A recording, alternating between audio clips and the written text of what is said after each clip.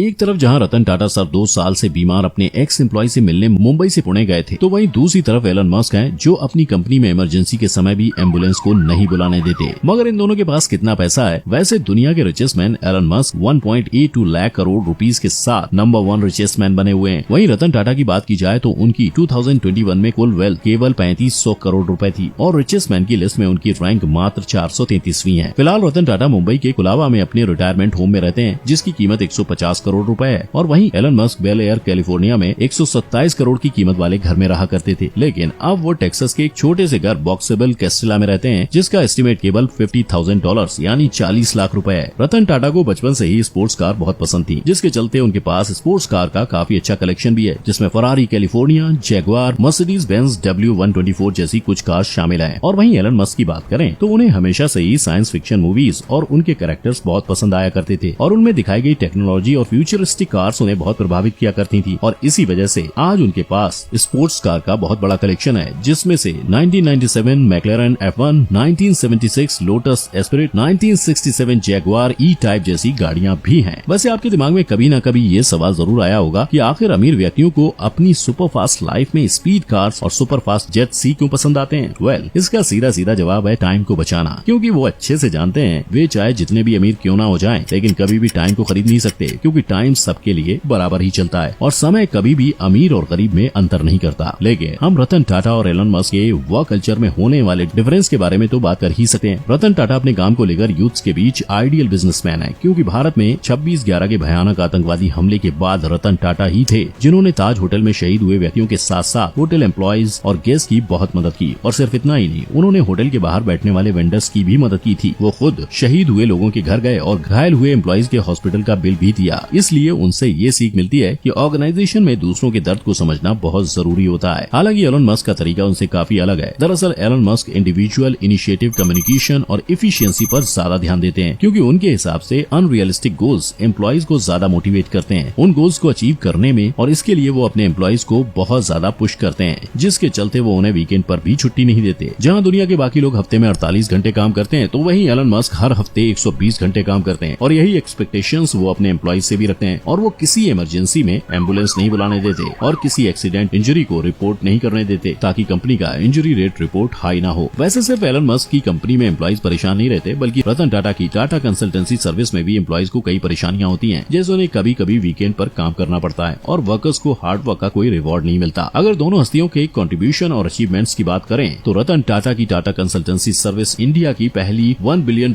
Revenue cross करने वाली company बनी और इंडियन IT कंपनी को एक अलग मुकाम दिलाया और न सिर्फ TCS को बल्कि इंडिया को भी पूरी दुनिया में फेमस कर दिया। यूके की second largest T company Tetley आज टाटा ग्लोबल बेवरेजेस के नाम से जानी जाती है। 2007 में टाटा ने यूरोप की सेकंड लार्जेस्ट स्टील मैन्युफैक्चरर को टेक ओवर कर लिया और इंडिया को IT, ऑटोमोबाइल, बेवरेजेस और स्टील इंडस्ट्रीज में ग्लोबली काफी आगे कर दिया। एलन मस्क की बात करें तो उन्होंने वो करके दिखाया जिसके बारे में साइंटिस्ट सालों से सिर्फ बात ही कर रहे थे और वो है इलेक्ट्रिक कार्स, जिसे न सिर्फ बनाया बल्कि मास प्रोड्यूस भी कर दिया। इसलिए लोग एलन मस्क को एक विजनरी मैन मानते हैं। एलन मस्क ने गवर्नमेंट और मिलिट्री की मदद के बिना ये दिखा दिया कि स्पेस एक्स जैसी प्राइवेट कंपनी भी अंतरिक्ष की सैर कर सकती है और वो भी गवर्नमेंट कंपनी से कम पैसों में, क्योंकि जहां नासा जैसी गवर्नमेंट स्पेस एजेंसी का स्पेस शटल मिशन का कॉस्ट 10,000 करोड़ होता है तो वहीं स्पेस एक्स का फॉल्कन 9 इस काम को सिर्फ 400 करोड़ में कर देता है। आखिर में बात करते हैं इन दोनों की कंट्रोवर्सीज की। बड़े और अमीर लोगों पर हमेशा एक ही आरोप लगता है कि वो कायदे से टैक्सेस नहीं भरते और इसी लिस्ट में एलन मस्क का नाम सबसे आगे है। 2011 में IRS के डेटा के हिसाब से एलन मस्क का टैक्स बिल लगभग $15 बिलियन है, जिससे जानकारी मिलती है कि 2018 में एलन मस्क ने कोई भी फेडरल इनकम टैक्स पे नहीं किया था। खैर, सिर्फ एलन मस्क ही नहीं बल्कि टाटा इंडस्ट्रीज भी इस लिस्ट का हिस्सा है। दरअसल 1997 में असम के तत्कालीन CM प्रफुल्ल कुमार महांता ने आरोप लगाया था कि Tata United liberation front of Assam के साथ कोलैब कर रही है, जो असम का एक सेपरेट टेरर आउटफिट था। लेकिन 1998 में सेंट्रल गवर्नमेंट के गिरने की वजह से इस इन्वेस्टिगेशन को दबा दिया गया और इसके बाद कभी इस आरोप की चर्चा नहीं की गई। मगर इन दोनों में से ज्यादा चैरिटी करके कौन सोसाइटी की मदद करता है? टाटा ग्रुप हर साल भारत की GDP में 2.24% यानी 47,196 करोड़ कंट्रीब्यूट करता है और इतना पैसा होने के बाद भी रतन टाटा रिचेस्ट मैन की लिस्ट में टॉप 10 तो क्या बल्कि अंडर 100 की लिस्ट में भी नहीं आ पाते, क्योंकि टाटा ग्रुप ने अपने 66% शेयर्स को चैरिटेबल ट्रस्ट में इन्वेस्ट किया है। मगर एलन मस्क भी चैरिटी करने के मामले में पीछे नहीं है, क्योंकि पिछले साल नवंबर में रेगुलेटरी फिलिंग से ये मालूम हुआ है कि एलन मस्क ने अपनी कंपनी के स्टॉक में से करीब 50 लाख शेयर्स चैरिटी के लिए दान किए हैं, जिनकी कुल कीमत करीब 45,000 करोड़ रुपए से भी ज्यादा है। खैर, इस मामले में एलन मस्क हमारे रतन टाटा से पीछे ही रहेंगे, क्योंकि टाटा के 66% शेयर्स के सामने एलन के 5% शेयर्स कुछ भी मायने नहीं रखते। तो अगर ये वीडियो आपको अच्छा लगा हो दोस्तों, इसे लाइक करके अपने दोस्तों के साथ शेयर करना मत भूलिएगा और साथ ही हमारे पेज को फॉलो कर लीजिए। Thanks for watching.